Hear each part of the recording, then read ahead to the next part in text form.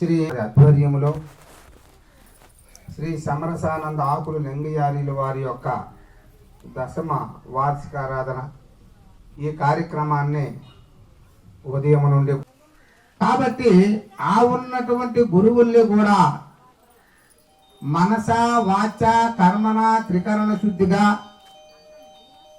ఏ భక్తుడైతే ఆచరిస్తాడో అటువంటి వారికి ఈ యొక్క మర్మధర్మాలు తెలియబడతాయి. లేకపోతే ఈ యొక్క గురు సాంప్రదాయ బోధ కానీ గురు సాంప్రదాయంలో ఉన్నటువంటి ధర్మ మర్మాలు కానీ చాలా ఆసక్తితో ఉన్నటువంటి వారికి అయితేనే అర్థమవుతుంది, కానీ అన్యంగా ఉన్నటువంటి వారికి అర్థం కాదు. ఎందుకంటే ఈ బోధ అర్థం కాకనే కదా సాందీపుల వారి దగ్గర శ్రీకృష్ణ పరమాత్మ 12 సంవత్సరాలు సేవ చేయవలసి వచ్చింది.